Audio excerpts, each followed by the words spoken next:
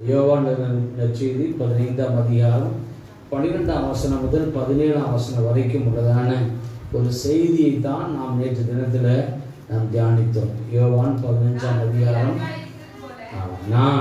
நான் உங்களில் அன்பாய் இருக்கிறது போல நீங்களும் ஒருவரில் ஒருவர் அன்பாய் இருக்க வேண்டும் என்பதே என்னுடைய கற்பனையாக இருக்கிறது. ஒருவன் தன் சிநேகிதருக்காக தன் ஜீவனை கொடுக்கிற அன்பிலும் அதிகமான அன்பு ஒருவரிடத்திலும் இல்லை. நான் உங்களுக்கு கற்பிக்கிற யாவையும் நீங்கள் செய்வீர்களானால் சிநேகிதர் இருப்பீர்கள். இனி நான் உங்களை ஊழியக்காரர் என்று சொல்லுகிறதில்லை. ஊழியக்காரன் தன் எஜமான் செய்கிறதை அறிய மாட்டான். நான் உங்களை சிநேகிதர் என்றேன், ஏனெனில் என் பிதாவிடத்தில் கேள்விப்பட்ட எல்லாவற்றையும் உங்களுக்கு அறிவித்தேன் என்று இயேசு கிறிஸ்துவானவர் தம்முடைய சீஷர்களுக்கு சொல்லுகிறதை நாம் இங்கே வாசிக்கிறோம். இங்கே இயேசு கிறிஸ்துவும் அவருடைய அழைப்பினால் அழைக்கப்பட்ட சீஷர்களுக்கும் இடையே இருக்கிறதான அந்த உறவு, அந்த நெருக்கம், அந்த ஐக்கியம் ஒரு மேம்படுத்தப்பட்டதான சிநேகிதர் என்று சொல்லப்படுகிற அந்த தன்மையில் அழைக்கப்படுகிறது. இயேசு கிறிஸ்துவானவர் தம்மால் தெரிந்து கொள்ளப்பட்ட சீஷர்களை பார்த்து சொன்னார், நான் உங்களை ஊழியக்காரர் என்று சொல்லுகிறதில்லை, நான் உங்களை என்னுடைய சிநேகிதர் என்று சொல்லுகிறேன். ஏனென்றால் ஊழியக்காரனுக்கு எஜமான் செய்கிறது எதுவும் தெரியாது என்றால் அவனுக்கு சொல்லப்பட வேண்டிய அவசியம் இல்லை, சொல்ல வேண்டிய நோக்கமும் இல்லை. ஆனால் நீங்கள் சிநேகிதராக இருக்கிற அப்படின்னால்தான் நான் உங்களுக்கு என் பிதா சொன்னதெல்லாம் உங்களுக்கு சொன்னேன் அப்படின்னு சொல்லி சிநேகிதர் என்று சொன்னார். இந்த சிநேகிதர் என்ற பதம், அதாவது பிதாவின் மடியில் இருக்கிற ஒரே பெயரான குமாரனாகிய இயேசு கிறிஸ்து, சர்வ வல்லமை உள்ளவர், சகலத்தையும் படைத்தவர், அனைத்தும் தெரிந்தவர், அனைத்திலும் ஆற்றல் உள்ளவர், அந்த தேவனாகிய கர்த்தர் இந்த பூமியில மண்ணிலிருந்து உருவாக்கப்பட்டு ஜீவ சுவாசத்தை தேவனிலிருந்து பெற்றுக்கொண்டு எந்த ஒன்றுக்கும் தகுதி இல்லாத, எந்த ஒன்றுக்கும் உரிமை இல்லாத ஒரு மனுஷனை பார்த்து சொல்கிறார், என் சிநேகிதனே என்று சொல்கிறார். மனுஷனுக்கு கொடுக்கப்பட்ட இந்த உடம்பு அவனுக்குரியது இல்லை. நம்புறீங்க? இந்த சரீரம் நம்ம நினைச்சிட்டு நமக்குரியது என்று நம்மிடத்தில் கொஞ்ச நாள் கொடுக்கப்பட்டிருக்குது, அவ்வளவுதான். இந்த கொடுக்கப்பட்ட இந்த சரீரத்தின் மேல நமக்கு எந்த அதிகாரமும் இல்லை. புரிஞ்சு, இந்த சரீரத்தின் மேல நமக்கு எந்த அதிகாரமும் இல்லை.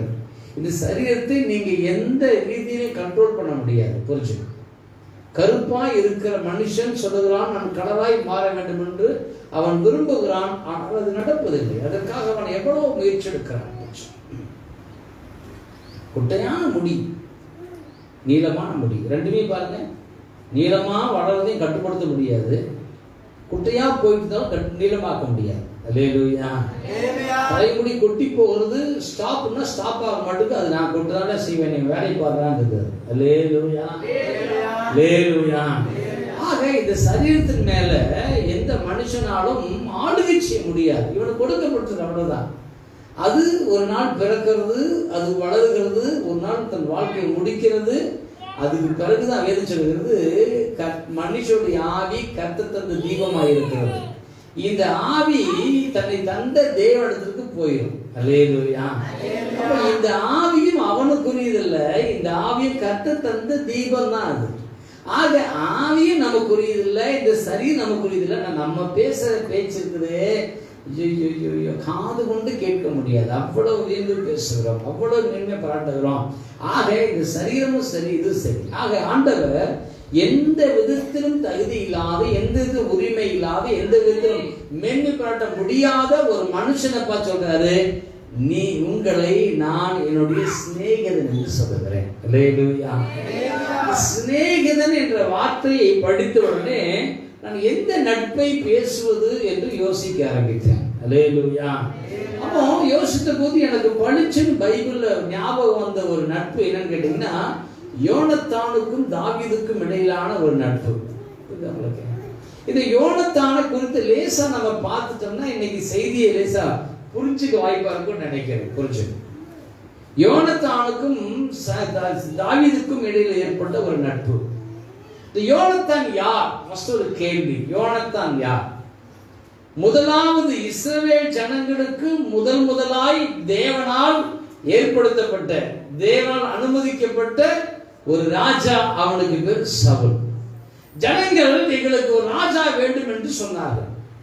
நாங்கள் வழிநடத்தி செல்லப்பட, எங்களை ஆளுகை செய்ய, எங்களை விசாரிக்க, எங்களை கவனிக்க, எங்களுக்கு வரிகளை விதிக்க, எங்களை கட்டுப்படுத்த, எங்களை கண்ட்ரோல் பண்ணி வழிநடத்த எங்களுக்கு ஒரு ராஜா வேண்டும் என்று கேட்டார்கள். அவர் சொன்ன, ஏற்கனவே ஆல்ரெடி உங்களுக்கு தீர்க்கதரிசி இருக்காரப்பா, உங்களுக்கு ஒரு ஊழியக்காரர் இருக்காரு, அது போதுமேன்னு ஆண்டு சொன்னாரு. ஆனா அவங்க சொன்னாங்க, இல்ல மற்ற ஜாதிகள் எல்லாம் பாருங்கள், அங்கே கானானியர்களை பாருங்கள், பெலிஸ்தியரை பாருங்கள், எபூசியரை பாருங்கள், எமோரியரை பாருங்கள், அங்கே இருக்கிற மக்களை எல்லாம் பாருங்க, அந்த ஜனங்களுக்கெல்லாம் ஒரு ராஜா இருக்கிறார், எனவே எங்களுக்கும் ஒரு ராஜா வேண்டும் என்று இஸ்ரவேல் ஜனங்கள் கேட்டார்கள். அவர்கள் கேட்ட நிமித்தமாக ஆண்டவர் அவர்களுக்கு ஒரு ராஜா ஏற்படுத்தி கொடுத்தார். அந்த ராஜா மற்ற எல்லா ராஜாக்களை காட்டிலும் அழகானவனாக, உயரமானவனாக, நல்ல பராக்கிரமம் கொண்டவனாக இருந்தான். அந்த ராஜாவுக்கு பேர் சவுல். நமக்கெல்லாம் தெரியும். அல்லேலூயா, அல்லேலூயா. அப்ப ராஜாவாக சவுல் இருக்கிறான். அந்த ராஜாவுக்கு ஒரு மகன் இருந்தான். அவனுக்கு பேர் தான் யோனத்தான். அல்லேலூயா. சவுலுக்கு மொத்தம் 5 பிள்ளைங்க. அதுல இந்த யோனத்தான் மூத்தவர், 2வது இஸ்வி, 3வது மல்கிச்சுவா, 3வது அவர் பெண் இருந்தால் அவர் மோபுன்னு பேரு, இன்னொருத்துக்கு பேரு மீகான்னு பேரு. அல்லேலூயா. ஆக இந்த மூத்த மகன் அவன் தான் யோனத்தான். அவன் எப்படிப்பட்டவன் பாத்தீங்கன்னா, வாசிக்கிற 1 சாமுவேல் 13ஆம் அதிகாரம், 1 சாமுவேல் 13ஆம் அதிகாரம் 1ஆம் வசனம் முதல் 3ஆம் வசனம் வாசிங்க. சவுல் ராஜ்யபாரம் பண்ணி, சவுல் ராஜ்யபாரம் பண்ணி 1 வருஷம் ஆயிடுச்சு. 1 வருஷம் தான் ஆயிடுச்சு அப்படி சொல்லலாம். இல்ல 1 வருஷம் ஆயிடுச்சு அப்படின்னு சொல்லலாம். ஒரே வார்த்தை எப்படி சொல்லலாம்? 1 வருஷம் தான் ஆச்சு அப்படின்னு சொல்லலாம். 1 வருஷம் ஆச்சு அப்படின்னு சொல்லலாம். அல்லேலூயா. உங்களுக்கு எல்லாம் பாத்தீங்கன்னா இந்த வருஷம் பிறந்து 1 மாசம் ஆச்சு அப்படின்னு சொல்றவங்க இருப்பீங்க. 1 மாசம் ஆச்சு அப்படின்னு சொல்றவங்க இருப்பீங்க. அல்லேலூயா, அல்லேலூயா. இங்கே சவுல் ராஜ்யபாரம் பண்ணி 1 வருஷம் ஆயிற்று.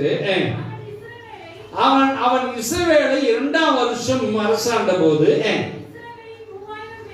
இஸ்ரவேலில் 3000 பேரை தனக்கு தெரிந்து கொண்டான். என் கூட இருப்பதற்கு, யுத்தம் செய்வதற்கு, அரசை வழிநடத்துவதற்கு, என்னோடு கூட பயணிப்பதற்கு ஒரு 3000 பேர் வேணும்னு ஒரு 3000 பேரை தெரிந்து கொண்டான். ஒரு ராஜா தன்னோடு கூட இருப்பதற்கு 3000 பேரை தெரிந்து கொள்வானால் அந்த 3000 பேர் எப்படி இருப்பாங்கன்னு பாருங்க. அல்லேலூயா. 3000 பேரை தெரிந்து கொண்டான். அவர்களில் 2000 பேர் 2000 பேர் சவுலோட கூட இருந்தார்கள்.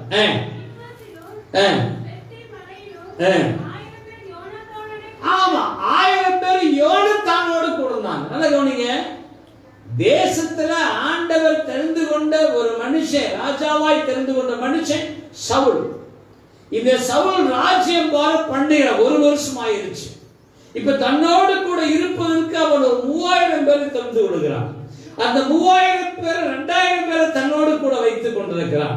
ஒரு 1000 பேர் தன் மகனாகி யோனத்தான் கையில கொடுத்துட்டான். நீ வச்சுக்க, உன்னோடு கூட ஒரு 1000 பேரை வழிநடத்து என்று சொல்லி தன் மகனாகிய யோனத்தானிடத்துல ஒப்பு கொடுத்திருந்தான். 3ஆம் வசனம் இப்படி சொல்லுகிறது, யோனத்தான் கேபாவிலே தானை இருந்த பெலிஸ்தியரை, அங்கே இருந்தான பெலிஸ்திய ராணுவம் அங்கே அவர்கள் தானே போட்டிருந்தார்கள். அந்த இடத்துல அவன் புகுந்து அவர்களை அடித்து முறிய அடித்தான். என்ன பண்ணாங்க? முறிய அடித்தான். அவர்களை வெற்றி கொண்டான். வெறும் 1000 பேரை வச்சிருந்த இந்த யோனத்தான் ஒரு பெரிய வெற்றி கொள்ளக்கூடியவனாய் காணப்பட்டான். 2000 பேர் வச்சிருந்த சவுல் அங்க இருந்தான். 1000 பேர் வைத்திருந்த இந்த யோனத்தான் ஒரு பெரிய ஜெயத்தை கொடுத்தான் கேபாவில. நினைப்ப உடனே ஒருவேளை 1000 பேரை வச்சிருந்ததுனால அவன் ஜெயிச்சான் அப்படின்னு கேட்டீங்கன்னா, அவன் அது மட்டும் இல்ல, அவன் இன்னும் கொஞ்சம் திறமையான ஆள். நல்லா கவனிங்க, வாசிங்க 1 சாமுவேல் 14ஆம் அதிகாரம் அதனுடைய 1ஆம் வசனம் முதல் பார்த்தோம்னா,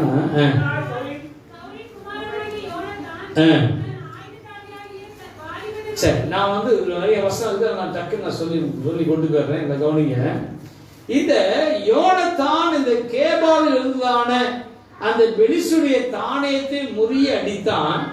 அதுக்கு பிறகு இதெல்லாம் கேள்விப்படுறாங்க, மற்ற ராஜாக்கள் கேள்விப்படுறாங்க. எப்பா இவங்களை விட்டா ரொம்ப சிக்கலாய் போற, அதனால நம்ம இவங்களுக்கு எதிராக போரிட்டு போவோம்னு சொல்லி பெலிஸ்தர் இஸ்ரவேலோடு யுத்தம் பண்ணும்படி 30,000 ரதங்கள், 13 அதிகாரத்துல 5ஆம் வசனம், 30,000 ரதங்கள், 6000 குதிரை வீரர், கடற்கரை மரணத்தனையான ஜனங்களோடு கூடிக்கொண்டு பெத்தாவேலுக்கு கிழக்கான மிக்மாசிலே பாளையம் இறங்கினார்கள். ஆக யோனத்தான் வெற்றி கொண்டதினால், யோனத்தான் ஒரு பெரிய ஜெயத்தை கொண்டதினால் பெலிஸ்தர் பார்த்தாங்க, எப்பா இவங்களை விடக்கூடாது, இப்படியே விட்டா சரி வராது, நம்ம ஒரு பெரிய ஒரு யுத்த படையை திரட்டி கொண்டு போய் இவர்களை மேற்கொள்ள வேண்டும் என்று சொல்லி இஸ்ரவேலுக்கு எதிராக ஒரு பெரிய ஒரு படையை திரட்டி கொண்டு வந்து பாளையம் இறங்கினார்கள். அந்த பாளையத்தில் போன செய்தி, புகுந்து போன செய்தியை தான் நான் 14ஆம் அதிகாரத்தில் வாசிக்கிறோம். 6ஆம் வசனத்துல யோனத்தான் இப்படியாய் தன் ஆயுதறிய வாலிபர்கள் சொல்றான். 6ஆம் வசனம், யோனத்தான் தன் ஆயுததாரியாகிய வாலிபனை நோக்கி, நல்ல கவனிங்க, இந்த யோனத்தான் சாதாரண நபர் அல்ல. நல்லா புரிஞ்சுங்க, யோனத்தான் தன்னுடைய பிரதிஷ்டையின் மேல ஒரு நம்பிக்கை உள்ளவர், தன்னுடைய அழைப்பின் மேல, தன் ஜனத்தை குறித்து, தான் ஆராதிக்கிற தேவனை குறித்து ஒரு தெளிவுள்ளவன் இந்த யோனத்தான். இவன் சொல்றா பாருங்க, எதிரியின் தானியத்தை பார்த்த போது, எதிரியுடைய அந்த யுத்த சேனையை பார்த்த போது, அங்கே இருக்கிற யுத்த வீரர்களை பார்த்த போது, அங்கே 6000 ரதங்களை பார்க்கிறான், கடற்கரை மணத்தனையான மக்கள் இருக்கிறாங்க, அவங்க எல்லாவற்றையும் பார்க்கும்போது அவனுடைய பார்வை எப்படி இருக்குது என்றால், அவர்கள் விருத்த சேதனம் இல்லாதவர்கள், அப்படிதான் இருக்குது அவனுக்கு. அல்லேலூயா. ஒரு திரள் கூட்டத்தை பார்த்த போது, அந்த திரள் கூட்டத்தை பார்க்கிற யோனத்தானுக்கு அந்த திரள் கூட்டத்தினுடைய அந்த மகிமை தெரியவில்லை, அவனுடைய படைபலம் தெரியவில்லை, அவர்களுக்கு ரதங்கள், அவர்களுக்கு யுத்த தளவாடங்கள் அவனுக்கு தெரியவில்லை. அவன் அதெல்லாம் பார்க்கல. அவன் கையில பெரிய பட்டயம் இருக்கிறது, வில் இருக்கிறது, ஈட்டி இருக்கிறது, ரதங்கள் இருக்கிறது, குதிரைகள் இருக்கிறது, ஓ எக்கச்சக்கம், அப்படி அவன் கண் பார்க்கவே இல்லை. நாம் எப்படி பார்க்கிறோம் என்பது முக்கியம். நமக்கு எதிராக இருக்கிற அந்த காரியங்களை எப்படி பார்க்கிறோம் முக்கியம். தனக்கு எதிராக ஒரு திரள் கூட்டம் இருக்கிறது யுத்தம் செய்வதற்காக, திரளான குதிரைகள் இருக்கிறார்கள், திரளான ரதங்கள் இருக்கிறது, எல்லாத்தையும் பார்க்கிறான். அவன் பார்வை எப்படி இருக்குன்னா, இவர்கள் விருத்த சேதனம் இல்லாதவர்கள். அல்லேலூயா. பார்க்கும்போது இவர்கள் விருத்த தேவனோடு உடன்படிக்கை செய்யாதவர்கள், தேவனோடு உடன்படிக்கை செய்து கொண்டவர். வித்தியாசம் தான். அவன் பார்க்கிற பார்வை, நான் தேவனோடு கூட உடன்படிக்கை செய்த ஆபிரகாமின் சந்ததி, அதான் தெரியும். தேவனோடு உடன்படிக்கை செய்த எபிரேயன், அதான் தெரியும் அவனுக்கு. தேவனோடு உடன்படிக்கை செய்த இஸ்ரவேலுடைய வம்சம் என்று தெரியும். அவன் பார்க்கும்போது பார்க்கிறா பாருங்க, இவரை நினைச்சுக்கலாம். இந்த 13ஆம் அதிகாரம் முதல் பகுதியில பார்க்கும்போது, அவன் அங்கே அவனோடு கூட 1000 வீரர்கள் இருந்தார்கள். அவன் தகப்பனோடு 2000 வீரர்கள் இருந்தார். இந்த வீரர்களுக்கு ஆயுதங்கள்லாம் பெருசா ஒண்ணும் கிடையாது. ஜஸ்ட் கொஞ்ச நேரத்துக்கு முன்னாடி தான் அவன் 1000 வீரர்களை கொண்டு பெலிஸ்தரின் தானியத்தை முறியடித்தான். ஆனா இங்க பாத்தீங்கன்னா, இந்த அதிகாரத்தை படிச்சு பார்த்தீங்கன்னா, இவங்கிட்ட எந்த ஆயுதமும் இல்லை. மம்மட்டி சொல்ல போனா வந்து விவசாய வேலை செய்யக்கூடிய பொருட்களை கொண்டுதான் இவர்கள் ஆயுதங்களை எடுத்துக் கொண்டார்கள். அதுல முக்கியமா யோனத்தானுக்கும் சவுலுக்கும் தான் நல்ல ஆயுதம் இருந்தது, வேற யாருக்குமே ஆயுதம் இல்லை. அப்படிப்பட்ட நிலையில் இருந்த யோனத்தான் சொல்லுகிறார். அங்கே இருக்கிற யுத்த தளவாடங்களை பார்த்தபோது, அங்கே இருந்த அந்த ராணுவத்தை பார்த்தபோது, அங்கே இருந்த ரதங்களை பார்த்தபோது, அங்கே இருந்த குதிரைகளை பார்த்தபோது அவன் சொன்னான், அங்கே இருப்பவர்கள் விருத்த சேதனம் இல்லாதவர்கள், அதாவது தேவனோடு கூட உடன்படிக்கை செய்யாதவர்கள், நான் தேவனோடு கூட உடன்படிக்கை செய்து கொண்டவன். அல்லேலூயா. அவன் சொல்றான், அந்த விருத்த சேதனம் இல்லாதவர்களை குறித்து என்ன சொல்றான் கோடிங்க, அந்த தானியத்துக்கு போவா. அல்லேலூயா. எங்க போவோம்? இன்னைக்கு ரட்சிக்கப்பட்ட கிறிஸ்தவர்களுக்கு கூட இல்லாத ஒரு அறிக்கை பாருங்க. அவனுக்கு என்ன சொல்றா பாருங்க, இந்த விருத்த சேதனம் இல்லாதவருடைய தானியத்திற்கு போவோம் வா.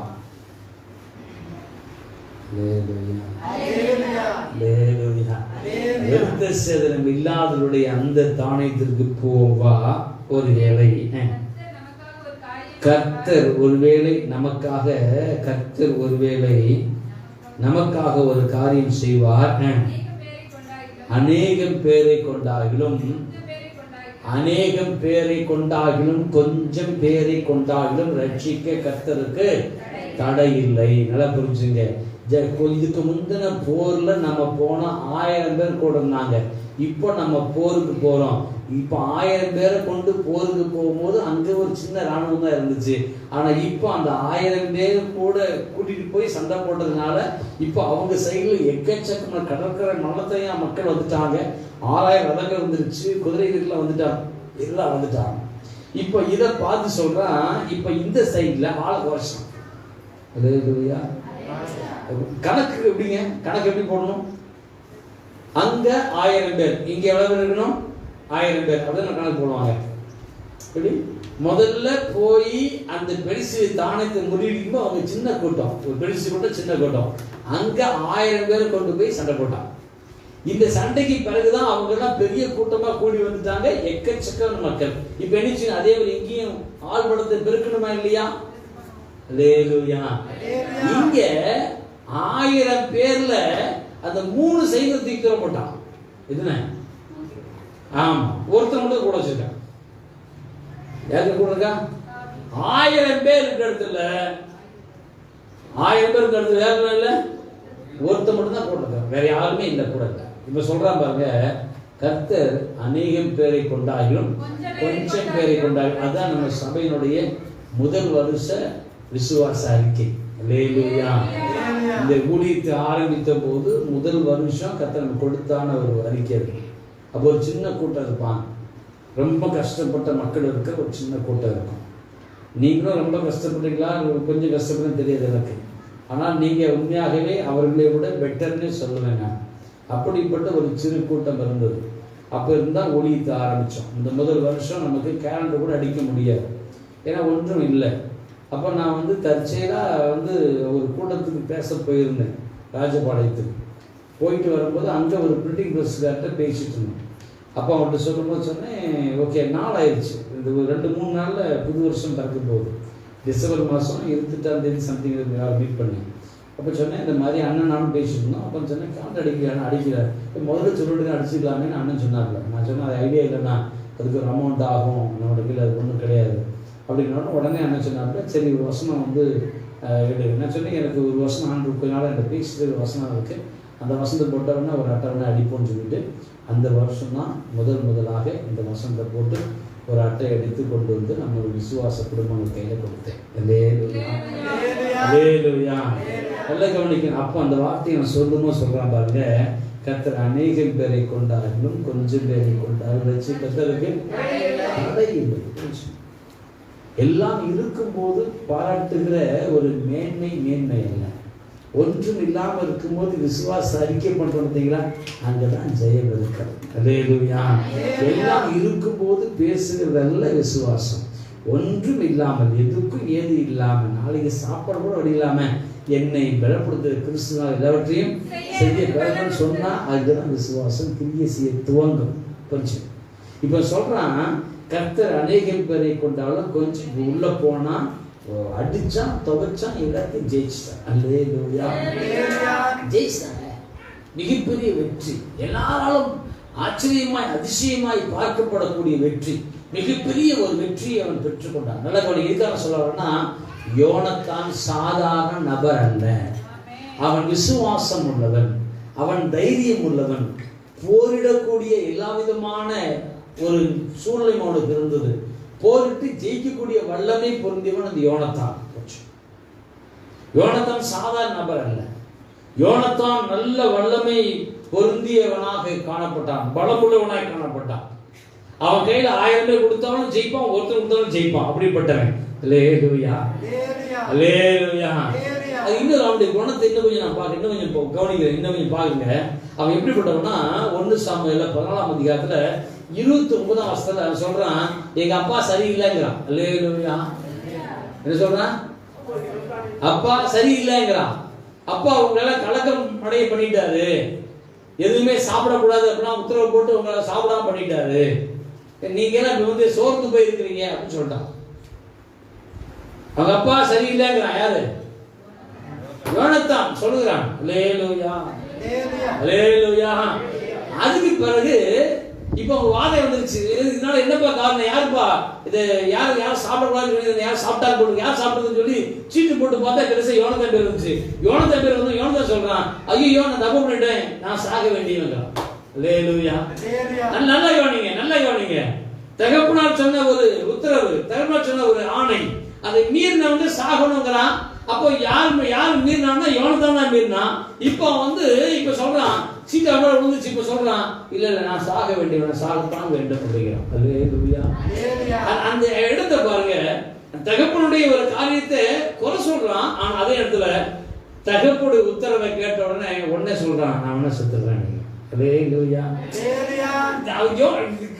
பரிசுத்த வேதாகமத்தில் இருக்க பரிசுத்தவானுடைய வாழ்க்கை நீங்க படித்து பார்ப்பீர்களானால் அந்த பாடத்துல அநேக பாடங்களை கற்றுக்கொள்ள முடியும். நம்ம வாழ்க்கையில அநேக செய்தி அவன் வச்சுட்டே இருக்க. அது மட்டும் இல்ல, தொடர்ந்து பாருங்க. அவன் சாகர வரைக்கும் நல்லா புரிஞ்சுங்க. நிறைய இடையில் நிறைய சம்பவங்கள் உண்டு. சவுல் தேவனுடைய திட்டங்களுக்கு மாறாக பயணிக்கிறான் என்பதை இந்த யோனத்தான் தெரிந்து வைத்திருந்தான். சவுல் தேவனுக்கு பிரியமான காரியங்களில் தவறு இழைத்தான் என்பதையெல்லாம் இந்த யோனத்தான் தெரிந்து வைத்திருந்தான். ஆனாலும் வசனம் சொல்லுது, சாகர வரைக்கும் தகப்பனை பிரிந்திருக்கிறது. அல்லேலூயா, அல்லேலூயா. நீங்க தயவுசெய்து, நான் டைம் இல்லை, அதனால நீங்க சுருக்கமாக கொண்டு போயிட்டு இருக்கிறேன். இந்த முக்கியமான பகுதி கூட சொல்லிட்டு போயிட்டு இருக்கிறேன். 2 சாமுவேல் புத்தகம் 1ஆம் அதிகாரம், 2 சாமுவேல் 1ஆம் அதிகாரம் 23ஆம் வசனத்தில், உயிரோடு இருக்கையில் சவுலும் யோனத்தானும் பிரியமும் இன்பமுமா இருந்தார்கள், மரணத்திலும் பிரிந்து போன. சாகும் போது ஒன்னாவே செத்தான். ராஜ்யம் பார்த்து ஒன்னாவே இருந்தான். எல்லாவற்றிலும் அவன் முன்னின்று செயல்பட்டான். சாகும்போது ஒன்னாவே செத்தான். அதாவது தேவனுக்கு பயந்தவன், யுத்தத்துல பராக்கிரமம் செய்யக்கூடிய நல்ல ஒரு பராக்கிரமசாலி, நல்ல ஒரு திறமை நிர்வாகி, எல்லாமே இருக்கு அவன்கிட்ட. ஆனா இவன் தேவனுக்கு பயந்தபடியினால் தேவனுடைய சித்தம் இன்னதென்று அறிந்தவனாய் காணப்பட்டான். அது முக்கியம், புரிஞ்சுங்க. யோனத்தானுக்கு நிறைய சிறப்பு இருக்கிறது. ஆனால் அதே நேரத்தில் யோனத்தான் தேவனுடைய சித்தத்தையும் தேவனுடைய சிந்தையும் தேவனுடைய செயல் திட்டங்களையும் புரிந்தவனாய் தேவனுக்கு ஏற்றபடி நடந்து கொண்டிருந்தான் என்பதை நாம் இங்கே மறந்துவிடக் கூடாது.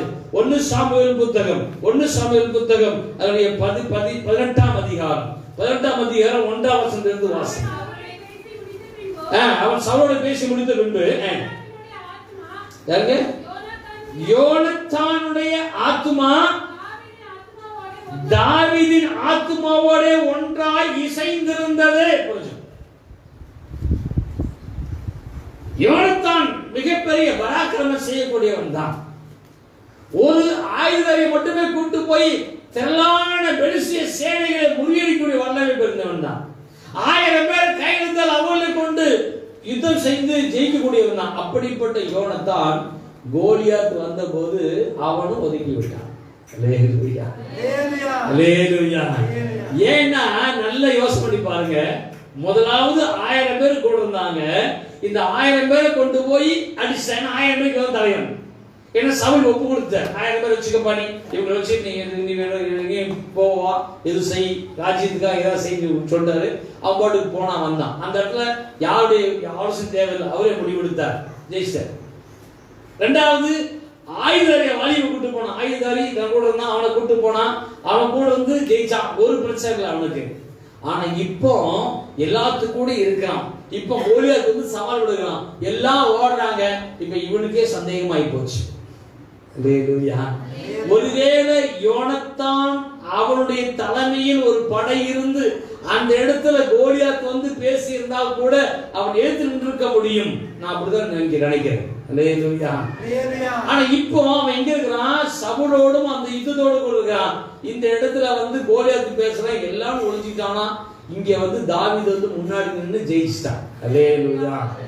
அத பார்த்த உடனே இவனுக்கு புரியுது. ஏன்னு கேட்டீங்கன்னா, ஏன்னா இவன் எல்லாத்தையும் பார்த்தவன், வெறும் 1000 பேரை வச்சுட்டு பெரிய சேனையை முறியடிச்சவன், அப்புறம் தனியா ஒரு ஆயுதாரியை மட்டும் கையில வச்சுக்கிட்டு ஒரு பெரிய சேனையை முறியடிச்சவன். அவனுக்கு தெரியும் நம்முடைய பலத்துல போனா எப்படி ஜெயிக்க முடியும், தேவ பலத்துல போனா எப்படி ஜெயிக்க முடியும்னு இந்த யோனத்தானுக்கு தெரியும். அதனாலதான் கோலியாத்துடைய அந்த சவாலை கண்ட போது எல்லாரும் ஓடி ஒதுங்கின போது முன்னாடி வந்து நிக்கிறான் ஒரு சின்ன பையனாகிய இந்த தாவீது நிக்கிறான். நிக்கிறது மாத்திரம் அவனு சொல்றான், அந்த விருத்தசேதனம் இல்லாத இந்த பெலிஸ்தியன் நம்மளை பார்த்து பேசலாமான்னு கேட்டான். அவனும் அந்த வார்த்தையை பயன்படுத்துறான். யாரு? தாவீது. அந்த வார்த்தை பயன்படுத்தினா, அறிக்கை பண்ணா, போனா, அடிச்சா, ஜெயிச்சுட்டான். யோனத்தான் பார்க்கறான், ஆஹா இவன் தான் நம்ம ஆவி கூட ஒத்து போகக்கூடிய ஆளு புரிஞ்சுக்கிட்டான்.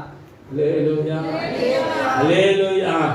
உங்கள் இருதயம் யாரோடு இணைந்திருக்க வேண்டும்? உங்கள் ஆத்துமா யாரோடு சேர்ந்திருக்க வேண்டும்? ஒருவேளை நான் நினைக்கிறேன், இந்த யோனத்தான் அங்கே இருந்த 1000 இஸ்ரவேலர்களோடு கூட இப்படி ஆத்துமா ஒருமித்து போகவில்லை, இருதயம் இணைந்து போய் இருக்கவில்லை. கொஞ்சம் அங்கே வந்த ஒரு தாவீதை பார்க்கிறான். இவனை குறித்து தேவனுக்கு ஒரு நோக்கம் இருக்கிறது, இவனை குறித்து தேவ திட்டங்கள் இருக்கிறது. இவன் வந்து நின்று கதை வார்த்தையால வசனத்தினால ஜெயிச்சான்னு புரிஞ்சுக்கிட்டான். அவன் கூட என் இருதயம் ஒருமித்து போக ஆரம்பித்து விட்டது. அல்லேலூயா, அல்லேலூயா.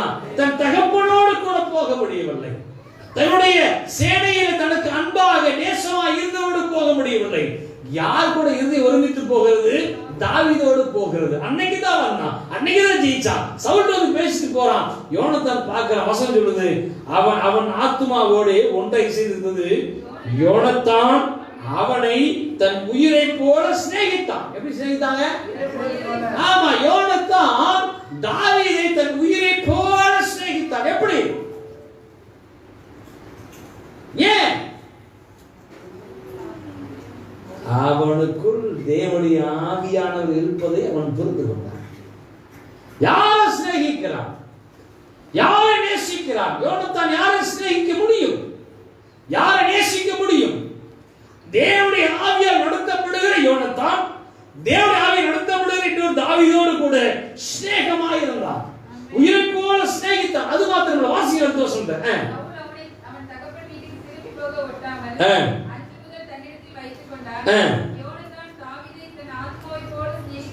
யோனத்தான் தாவீதை தன் ஆத்துமாவை போல சிநேகித்ததினால்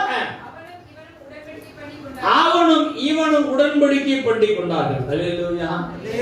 யார் கூட உடன்படிக்கை பண்ண முடியும்? யார் மேல உயிரா அன்பு வச்சிருக்கிறோமோ, யார் கூட யார் கூட அன்பா வச்சிருக்க, யாரை அன்பா வச்சிருக்க முடியும்?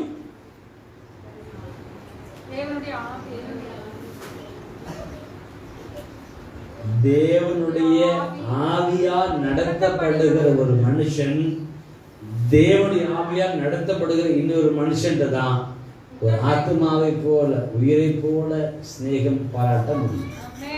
அல்லேலூயா, அல்லேலூயா. யோனத்தான் சிநேகம் பாராட்டது மாத்திரம் இல்ல, உயிரை போல் நேசித்தது மாத்திரம் இல்ல, உடன்படிக்கை செய்து கொண்ட. எப்படி உடன்படிக்கை செய்யலாம் பாருங்க. யோனத்தான் போர்த்து கொண்ட சால்வை கழற்றி அதையும், அப்புறம் தன் வஸ்திரத்தையும், அப்புறம் தன் பட்டயத்தையும், தன் வில்லையும், தன் கட்சியும் கூட தாவீதுக்கு கொடுத்தான். அல்லேலூயா. யார் யாரிடத்துல கொடுக்கிறான்? நன்றாய் போர் புரியக்கூடிய திறமை உள்ள யோனத்தான் தன் பட்டயத்தை கொடுத்தான். அர்த்தம் என் மேன்மையெல்லாம் உனக்கு தாயா. ஏன்னா உன்னிடத்துல கர்த்தர் நடத்துகிறார், உன்னை கர்த்தர் வழி நடத்துகிறார். நீ கர்த்தர் ஜனங்களுக்காக நீ யுத்தம் பண்ணுகிறாய். நீ உன்னை குறித்து உனக்கு தெரிந்திருக்கிறது, உன்னை குறித்து உனக்கு ஒரு புரிதல் இருக்கிறது, நீ யார் என்பதை குறித்து உனக்கு ஒரு அறிவு இருக்கிறது, நீ யாருக்காக வேலை செய்ய வேண்டும் என்று உனக்கு தெரிந்திருக்கிறது. எனவே இதையெல்லாம் செய்கிற உனக்காகத்தான் காத்திருந்தேன். அர்த்தம் என்ன? இனிமே என்னை பாதுகாக்க வேண்டியது உன் பொறுப்பு. பட்டயத்தை வச்சு நான் என்ன பண்ண போறேன்? நீதான் பாதுகாக்க போற. பாதுகாத்துக்கோ.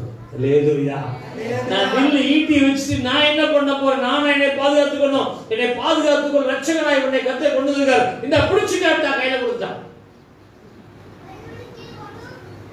என் மேன்மை, என் உயர்வு, என்னுடைய அந்தஸ்து எல்லாவற்றையும் நான் உன் கையில் கொடுக்கிறேன். எல்லாவற்றையும் நீதான் பாதுகாக்கணும். எனக்கு இருக்க ராஜ்ய வார்த்தை பாதுகாக்க வேண்டிய வேலை ஓ வேலை.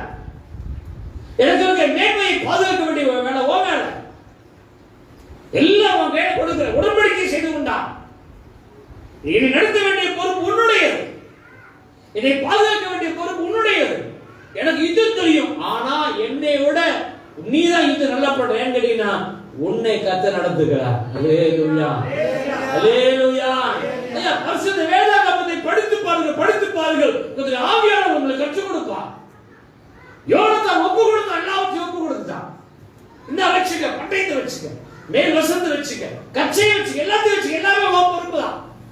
என்னை பாதுகாக்க வேண்டிய வேலை இது ஓ வேலை. கர்த்தர் உன்னை இஸ்ரவேலுக்கு ஒரு ராஜாவாக, இஸ்ரவேலுக்கு ஒரு அதிகாரியாக, இஸ்ரவேலுக்கு ரட்சகராக உன்னை ஏற்படுத்தியிருக்கிறார். எனக்கு எதுக்கு ஏற்படுத்திட்டார்? இவன் சொல்றான் பாருங்க. தாவீது வாசிக்க 2 சாமுவேல் 1ஆம் அதிகாரம், 2 சாமுவேல் 1ஆம் அதிகாரத்துல 26ஆம் வசனம் வாசிங்களேன். என் சகோதரனாகிய யோனத்தானே, உனக்காக நான் வியாகுலப்படுகிறேன். நீ எனக்கு வெகு இன்பமாய் இருந்தாய். ஒரு சிநேகம் ஆச்சரியமாய் இருந்தது. ஸ்திரீகளின் சிநேகத்தை பார்க்கிறோம். அல்லேலூயா. சொல்றோம் பாருங்க. ஒரு தாவீது, நீ சாதாரண தாவீது, நீங்க தாவீது வார்த்தை சொல்றாங்க, சாதாரணமான விஷயம் இல்ல. ஒரு யோனத்தான் போல சொல்றான், ஒரு சிநேகம் எனக்கு ஆச்சரியமா இருக்குதுயா. நல்லா கவனிங்க. யோனத்தான் யாரு? சவுலுக்கு மகன். அப்போ சரியான முறைப்படி என்ன ஆகணும்? சவுலுக்கு பிறகு ராஜ்யம் பாரம் யார் கையில வரணும்? ஏன்னா அவனுக்கு எல்லா தகுதியும் இருக்கிறது. புரிஞ்சு, தனக்கு எல்லா தகுதியும் இருக்கிறது. ராஜ்யம் தனக்கு தான் வரணும், அப்பாவுக்கு பிறகு. ஆனா அப்பாவுக்கு பிறகு தனக்கு வர வேண்டிய இந்த ராஜ்ய பாரம் தனக்கு வரும் என்று தெரிந்திருந்தும் தனக்கும் விசுவாசம் இருக்கிறது, தனக்கும் தேவன் மேல் நம்பிக்கை இருக்கிறது. தன்னிடத்துல ஒரு 1000 பேர் கொடுத்தாலும் ஜெயிக்க முடியும், இல்ல ஒரே ஒருத்தர் கொடுத்தாலும் ஜெயிக்க முடியும். காரணம் தேவனை கத்தை என் கொண்டிருக்காரு, அவர் வெற்றி தருவார். நான் விருத்தி சேவை பண்ணப்பட்டவன், நான் தேவ உடன்படிக்கை செய்து கொண்டவன். இப்படி எல்லா விதமான தகுதி. அவன் துன்மார்க்கன் அல்ல, அவன் அநியாயக்காரன் அல்ல, அவன் அக்கிரமக்காரன் அல்ல. தேவனுடைய அன்பை, தேவனுடைய ஆதரவை, தேவனுடைய அருகாமையை வெறுக்கிறவன் அல்ல, தேவனை செய்து போகக்கூடிய அப்படிப்பட்ட யோனத்தான். அந்த நிலையில எல்லாம் தெரிந்திருந்த யோனத்தான் இப்ப சொல்றான், அங்கே ஒருவன் வந்து நின்று யுத்தத்தை நடத்தி ஜெயத்தை கண்டபோது இவன் தேவன் நடத்தப்பட்டபடினால் அவனை பார்த்த புரிஞ்சுட்டான், இனி இவன் தான் ரட்சகன், இவன் தான் ராஜா, இவன் தான் என்னை வழிநடத்த வேண்டியவன் என்பதை புரிந்து கொண்டு அந்த நிமிஷமே அவனுக்கு அதை ஒப்பு கொடுத்தான். இது நம்ம என்ன பண்ணிருப்போம்? அப்பா என்னப்பா எப்படி என்ன அப்பா ரொம்ப பிடிக்கும். யாருக்கு? யோனத்துக்கு ரொம்ப பிடிக்கும். அப்படி சொல்லியிருப்பான், எப்பா என்ன ஒரு மாதிரி வந்து அவன் தான் பண்றான், வாங்க நம்ம ஒரு படை திரட்டி நிச்சயம் 2 பக்கம் போய் நீங்க ஒரு பக்கம் நான் ஒரு அட்டாக் பண்ணி தாவீது எல்லாம் வாங்கிக்கிறோம், நம்ம கை விட்டு போயிடுவாரு, ராஜ்யம் போய் நினைச்சிருக்கோம். உண்மைதானே? மனுஷன் தானே. சவுல் பாருங்க அப்பப்ப போறான், அங்க போனோன்னு பார்த்தீங்கன்னா தாவீது கையில மாட்டுறான். தாவீது அவனை தப்பிச்சு விட்டுறான். போட அனுப்பி விட்டுறான். போமா கை போடக்கூடாது, நானும் தேவ அபிஷேகம் பண்ண மனுஷன் அப்படி அனுப்பி விட்டுறான். இது வந்துடுறான். வீட்டுக்கு வந்துட்டு அவன் ஆசிரிச்சு வந்துடுறான். மகிழ்ச்சியா மகனே தாவீதே ஆசிரியர் வந்துருவான். வீட்டுக்கு வந்த பிறகு மறுபடியும் மனசு அடிச்சுக்கணும். விடக்கூடாது, தாவீதை போட்டணுமே திரும்ப அனுப்புவோம். புரியுது உங்களுக்கு? அப்படிப்பட்ட ஒரு சவுல், அப்படிப்பட்ட சவுளுடைய பிள்ளை யோனத்தான். ஆனா இந்த யோனத்தான் அவன் அதான் தாவி சொல்றான், உன்னுடைய அன்பு எனக்கு, அவருடைய சிநேகிதன் எனக்கு ரொம்ப ஆச்சரியமா இருக்கு. சிநேகிதனே ஆச்சரியமா இருக்குறியா? எப்படி இதெல்லாம் விட முடிஞ்சது? எப்படி உன்னால இதெல்லாம் வந்து தவிர்க்க முடிஞ்சது? என் மேல உனக்கு எப்படி இந்த அன்பு வந்துச்சு?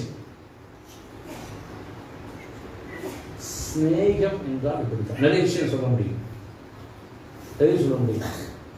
இதுதான் யோவான்ல ஆண்டு சொல்றாரு. யோவான் 15ஆம் அதிகாரம் 12ஆம் வசனம், நான் உங்களில் அன்பாய் இருக்கிறது போல. எப்படிங்க? நான் உங்களில் அன்பாய் இருக்கிறது போல நீங்களும் ஒருவரில் ஒருவர் அன்பாய் இருங்க. இதுதான் என்னுடைய கற்பனையா இருக்கு. இப்போ நீங்க முடிவு பண்ணுங்க. இப்போ வந்து நீங்க தாவீதாவோ இல்லை யோனத்தானாவோ இருங்க, சரியா? இங்க நீங்க உங்களை ஏதாவது ஒன்றா ஃபீல் பண்ணிக்கீங்க. ஒன்று நீங்க இந்த தாவீது நல்ல மனுஷன் தான், யோனத்தானும் நல்ல மனுஷன். அதனால நீங்க எதாவது யோசனை பண்ணிக்கலாம். நீங்க உங்களை உருவகப்படுத்திக்க. நீங்க தாவீது இல்லை யோனத்தான். இப்போ உங்க அன்பு எப்படி இருக்கும்? வசனம் சொல்லுது, நான் உங்களில் அன்பாய் இருக்கிறது போல நீங்களும் ஒருவரில் ஒருவர். இது நீங்க வந்து எப்படி இந்த அன்புக்கு என்ன உதாரணம் சொல்றேன்? யோனத்தான் தாவீது உதாரணம். எப்படி நீங்க ஃபீல் பண்ணுவீங்க பக்கத்துல உங்களை பார்த்தா? சரி, இப்போ நம்ம இப்பதான் இந்த வசனங்களை தியானிக்க போறோம், சரியா? அன்பாய் என்பது எப்படி கற்பனையா இருக்கிறது. ஒருவன் தன் சிநேகிதருக்காக தன் ஜீவனை கொடுக்க அன்பிலும் அதிகமான அன்பு ஒருவரிடத்திலும் இல்லை. தன் சிநேகிதனுக்காக ஜீவனை கொடுக்கிற அன்பிலும் அதிகம் அன்பு ஒருவரிடத்திலும் இல்லை. நான் உங்களுக்கு கற்பிக்கிற யாவையும் நீங்கள் செய்வீர்களானால், நீங்க எனக்கு சிநேகிதரா இருக்கிறீங்களா இல்லையான்னு எப்படி கண்டுபிடிக்கலாம்னா, இயேசு கிறிஸ்துவானவர் கற்பித்த அந்த உபதேசங்களை கை கொள்வதை கொண்டுதான் நீங்கள் அவருக்கு சிநேகிதரா இல்லையான்னு முடிவு பண்ண முடியும். அல்லேலூயா. நீங்க வந்து நீங்க சிநேகிதன் நான் நேசிக்கிறேன் அப்படின்னு சொல்ற, அவர் கற்பித்த, அவர் கற்றுக் கொடுத்த, அவர் கட்டளையிட்டதான கற்பனைகளை கை கொள்வதை கொண்டே நீங்கள் அவருக்கு சிநேகிதரா இல்லையா என்றே தெரியும். வாசிங்க அடுத்து. இனி நான் உங்களை ஊழியக்காரர் என்று சொல்லுகிறதில்லை. ஊழியக்காரன் தன் எஜமான் செய்வதை அறிய மாட்டான். நான் உங்களை சிநேகிதர் என்றேன். நல்லா புரிஞ்சுங்க. முதல்ல சொன்னாரு, நான் உங்களை கற்பிக்கிறதை கை கொள்ளுகிற நிமித்தமாகவே நீங்களுடைய சிநேகிதரா இல்லையான்னு சொல்ல முடியும். ஓகேவா? இப்ப சிநேகிதர் என்பதற்கு என்னங்க இலக்கணம் கேட்டீங்கன்னா, அவர் கற்பித்தவைகளை கை கொள்வதை கொண்டுதான் சிநேகிதரா இல்லையா என்று முடிவு செய்ய முடியும். இப்ப சொல்றாரு, நான் உங்களை ஊழியக்காரர் சொல்ல மாட்டேன், சிநேகிதர் என்று சொல்லுகிறேன். ஏன் கேட்டீங்கன்னா, எஜமான் செய்கிறதை ஊழியக்காரன் தெரிந்து கொள்ள மாட்டான். ஆனால் நானோ என் பிதா எனக்கு என்ன வெளிப்படுத்தினாரோ, என் பிதா எனக்கு என்ன கற்றுக் கொடுத்தாரோ அதையெல்லாம் உங்களுக்கு சொன்னேன். அதனால உங்களை என்னுடைய சிநேகிதர் என்று சொல்றேன். அல்லேலூயா, அல்லேலூயா. இப்போ நம்ம சுருக்கமா உங்களுக்கு சொல்லிடுறேன். உங்களுக்கு புரியுமா தெரியல, புரிஞ்சுக்கான்னு தெரியல, நான் சொல்லிடுறேன். இப்போ ஆன சொல்றாரு, ஒருவரில் ஒருவர் ஊக்கமான அன்பு காட்டுது. எப்படி அன்பு? நான் உங்களில் அன்பு கூறுவது போல, அன்பாய் இருக்கிறது போல நீங்களும் ஒருவரில் ஒருவர் அன்பாய் இருங்க. நான் உங்கள்ட்ட எப்படி அன்பா இருக்கிறேன்னா, நான் உங்களை சிநேகிதன் சொன்ன அளவுக்கு அன்பா இருக்கிறேன். அப்ப நீங்களும் உங்க கூட இருக்கக்கூடிய என்ன செய்யுங்க? சிநேகிதன் சொல்லக்கூடிய அளவுக்கு அன்பா இருங்க. ஏன் இப்படி அன்பா இருக்கணும்? இந்த அன்பை எப்படி வெளிப்படுத்தணும்னா, சிநேகிதனுக்கு சிநேகிதன் எல்லாவற்றையும் சொல்லுவான். அல்லேலூயா. இப்போ நான் சிநேகிதன், நான் சொல்றாரு, நான் உனக்கு சிநேகிதன், நீ எனக்கு சிநேகிதன். நம்ம சிநேகிதர்கள். சிநேகிதன் என்பதை எப்படி நான் காட்டுறேன்னா, பிதாவானவர் எனக்கு என்ன சொன்னாரோ அதையெல்லாம் சொன்னேன், அதனால நீ எனக்கு சிநேகிதன். அல்லேலூயா, அல்லேலூயா. இப்போ நம்ம எல்லாம் ஒரு சபை, நம்ம எல்லாம் ஒரு ஐக்கியம், நம்ம எல்லாம் ஒண்ணா இருக்கிறோம். இப்போ நம்ம எல்லாம் சிநேகிதர் இருக்கோம். சிநேகிதர் என்ன செய்யணும்? அன்பு எப்படி வெளிப்படுத்தணும்? நம்ம எல்லாம் ஒன்னா சேரும் போது, எப்படின்னா நம்ம ஒன்னா சேரும் போது, இல்ல நீங்க நானும் ஒன்னா சேரும் போது, இப்ப நானும் ஒரு சங்கர் ஒன்னா சேரும் போது இதை பத்தி பேசணும். ஹலோ, ஒன்னா சேரும் என்ன செய்யணும்? பிதாவாகிய தேவன் நம்ம கற்றுக் கொடுத்ததை, பிதாவாகிய தேவன் இயேசு கிறிஸ்துவே நம்ம கற்றுக் கொடுத்ததை நாம் பேசிக்கொண்டால் நம்ம சிநேகிதத்தை என்ன செய்யலாம்? வெளிப்படுத்தலாம். நம்ம ஒன்னா சேரணும் வச்சுங்களேன், நம்ம ஒன்னா சந்திக்கிறோம். எப்படி?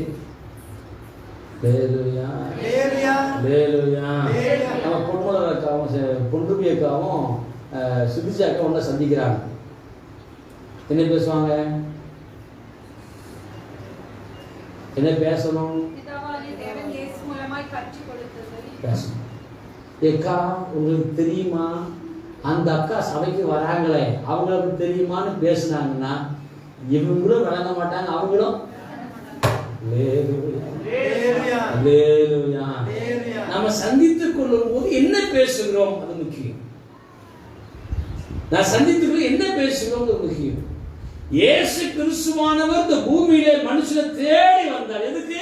பிதாவாகிய தேவனுடைய சித்தங்களை சொல்லிக் கொடுப்பதற்கு, தேவ ராஜ்யத்தின் காரியங்களை அறிவிப்பதற்கு.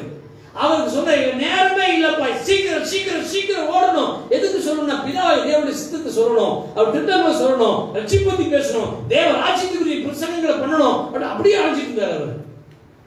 என்னைக்காவது ஒரு உட்கார்ந்து எனக்கு தெரியுமா, இந்த மார்த்தாள் இருக்காளே, மார்த்தாள் ஒரு இடம் ஆக மாட்டான் அப்படின்னு நீங்க பேசணும் பார்த்துட்டீங்களா? அவர் நான் வீட்டில் பக்கத்தில் நம்பி இந்த பொண்ணு அதை பொண்ணு அப்படி ஒருவேளை இன்னைக்கு ஒரு தீர்மானம் படுங்க, இன்னைக்கு ஒரு தீர்மானம் படுங்க, தீர்மானம். ஒருவேளை இந்த தீர்மானம் எல்லாரும் எடுக்கணும், நானும் எடுக்கலாம், நீங்க எடுக்கணும். நாம் சந்தித்துக் கொள்ளும்போது என்ன பேசுகிறோம் முக்கியம். நான் கொஞ்ச நாளாக வீடு சந்திக்கிறது, நான் அதிகம் ரொம்ப வேற வீடு சந்திக்க வர்றது, இந்த வாசம் அதே வீடு சந்திக்க நினைச்சிட்டு இருக்கேன். ஏன்னு கேட்டீங்கன்னா, நம்ம சந்திக்கும் போது என்ன பேசுகிறோம்? வேதத்தை பத்தி, வசனங்களை பத்தி, அதை பத்தி, இதை பத்தி நிறைய பேச பேச பேச பக்தி வளர்ச்சி உண்டா? தேவ பக்திக்கு வளர்ச்சியும் வாழ்க்கை உண்டா? பிதாவாகிய தேவன் தம்முடைய மடியில் இருக்கிற ஒரே பேரான குமாரனாகி இயேசு கிறிஸ்துவை தருவினார். இயேசு கிறிஸ்து வந்து நீங்க என்னை தெரிந்து கொள்ளவில்லை, நான் உங்களை தெரிந்து கொண்டேன்னு சொல்லி தெரிந்தெடுத்து அழைத்து அவங்கள உட்கார சொன்னாரு. நான் உங்களை ஊழியக்காரன்னு சொல்ல மாட்டேன், உங்களை சிநேகிதன்னு சொல்லுவேன். ஏன்னு கேட்டீங்கன்னா, எஜமானும் வேலைக்காரனாக இருந்தால் கண்டிப்பாக நான் செய்யறது உங்களுக்கு தெரியாது. ஆனால் நான் வந்து உங்களை சிநேகிதம் சொல்றதுக்கு காரணம் என்னன்னா, என் பிதா எனக்கு என்ன சொல்லுதோ அதெல்லாம் உங்களுக்கு சொல்லுகிறேன். நீங்க வந்து எனக்கு சிநேகிதம் இருக்கணும்னா என்ன செய்ய கேட்டீங்கன்னா, நான் உங்களுக்கு சொன்ன எல்லாத்தையும் கை கொண்டீங்கன்னா நீங்க எனக்கு சிநேகிதம்.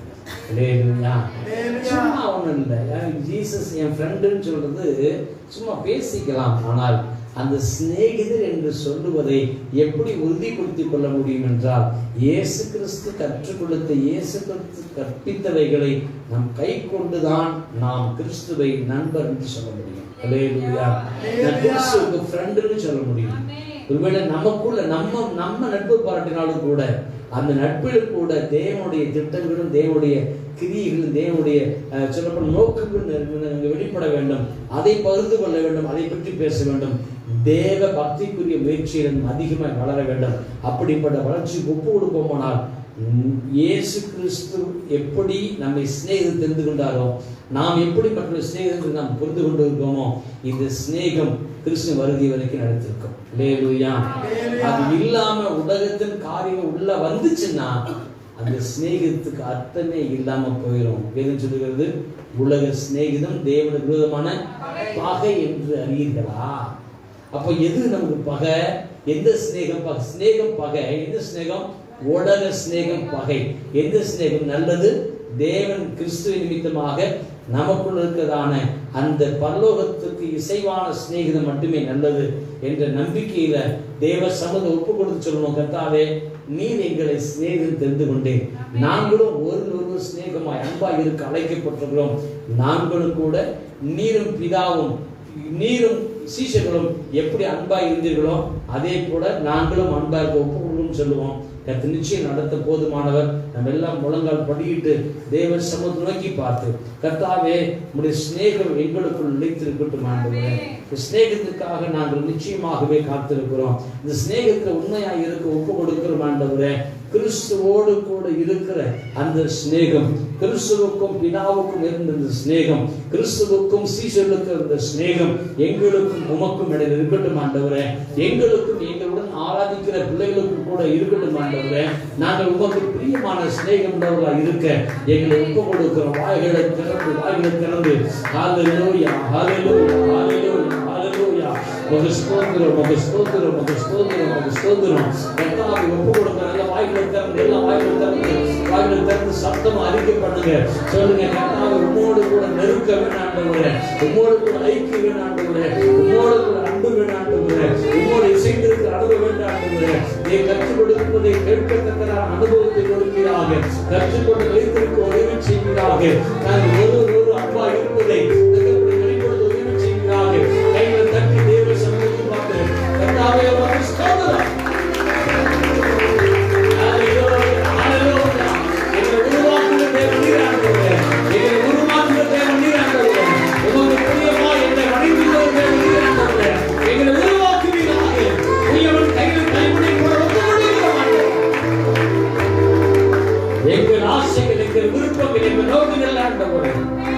உமது சித்தமே செய்ய ஒப்பு கொடுக்கிறோம்.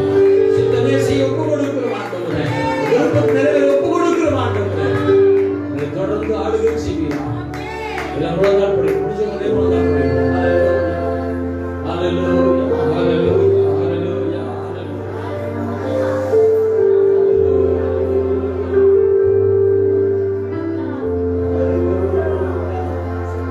ஒன்றுக்கு மதமாக எங்களை கூட சிநேகிதர் என்று ஒரு வார்த்தையை சொல்லி எங்களை சிநேகப்படுத்துகிறேன். உமக்கு ஸ்தோத்திரம் ஆண்டவரே. சிநேகிதனுக்குள்ள அடையாளங்களை யோனத்தான் தாவீது மூலமாய் எங்களுக்கு வெளிப்படுத்தி காட்டுகிறீர்கள். உமக்கு ஸ்தோத்திரம் ஆண்டவரே. ஒருவரை சிநேகிதன் ஏற்றுக்கொள்ளும் போது தங்களை ஒப்பு கொடுக்க வேண்டும், உடன்படிக்கை செய்து கொள்ள வேண்டும் என்று எங்களை காண்பித்து கொடுத்து உமக்கு ஸ்தோத்திரம் ஆண்டவரே. இயேசுவே, நீ இரட்சகர் என்று அறிந்த போது நாங்கள் எங்கள் மேன்மைகள் எல்லாம் உங்களுடைய கரங்களை ஒப்பு கொடுத்து உடன்படிக்கை செய்து கொண்டோம் ஆண்டவரே. அந்த உடன்படிக்கையில் உங்களுடைய வருகை நிலைத்திற்கு உதவி செய்யுங்க. விசேஷமா இந்த நாளில் கற்றுக்கொண்ட வார்த்தைகள் நிலைத்திற்கு உதவி செய்யுங்க. வசனம் எங்களை தொடர்ந்து ஆளுகை வழி நடத்திட்டோம். கர்த்தாவே, இந்த மாதம் முழுவதும் திறமையாய் பாதுகாத்து இந்த மாதம் கடைசி நாளில் ஒருமனப்பட்டு சேர்ந்து உண்மை ஆராதிக்க உதவி செய்யுங்க. உமக்கு ஸ்தோத்திரம். நாளுக்குன்னு ஒரு புதிய மாதம் துவக்கமாக இருக்கிறது. இந்த மாதத்தின் துவக்கம் ஆண்டவரை எங்களுக்கு ஆசீர்வாதமாய் காணப்பட்டோம். எங்களை கத்து தொடர்ந்து வழி நடத்துக. விசேஷமாய் இந்த வார்த்தை கேட்ட பிள்ளைகள் வார்த்தையில் நிலைத்திருக்கவும் வார்த்தையில கனி கொடுக்க உதவி செய்யுங்க. அப்பாவுடைய ஆளுகை போடப்படும் கர்த்தாவே நடத்துக, வழிநடத்தி பிரிகளை செய்யுங்க. எல்லா துதிக்கான மகிமை செலுத்துகிறோம் ஆண்டவரே. தொடர்ந்து இந்த வாரம் முழுவதும் இந்த கிருபையில் தங்கி கொண்டு நாங்கள் நடந்துட்டோம். இந்த கூடை ஆயத்தம் இருக்கிறோம். நிச்சயமாகவே இந்த பெருசு சொத்து கூட்டம் ஆசீர்வாதமாக தகப்பன அநேகருக்கு ஆசீர்வாதம் அளிக்கூடியதை காணப்பட்டு வருகிற தேவதாசனை மறைத்து நிச்சயமாகவே எங்களுக்கு தேவையான மன்னாவை அந்த ஊழியர் மூலமாய் கொடுக்கும்படியாய் செபிக்கிறோம். நாங்கள் நிச்சயமாகவே உமக்குள் நிலைத்திருக்கவும் உமக்குள் கனி கொடுக்கவும் தொடர்ந்து வழிநடத்துங்க. எல்லாவற்றும் இதை வாழ இருக்கட்டும். எல்லா துதியை நம்ம செலுத்துகிறோம். இயேசு கிறிஸ்து மூலம் ஜெபிக்கிறோம் ஜீவன பிதாவே. சாந்தி சொல்லுவோம். என் ஆத்துமாவே என் முழுவதுமே என் ஆத்துமாவே இயேசு கிறிஸ்து கிருபை, பிதாவை தேவனுடைய அன்பும் பரிசுத்தாவின் ஐக்கியமும் சகோதரனை பாதுகாப்பு பராமரிப்பு இன்றைக்கு என்றென்றைக்கும் கர்த்தர் இயேசு கிறிஸ்துவின் மகிமையான இரண்டாம் வருகை மட்டும் நம்மோடு கூட நீடித்து வைத்திருப்பதாக. அல்லேலூயா அல்லேலூயா அல்லேலூயா. ஸ்தோத்திரம். கர்த்தர்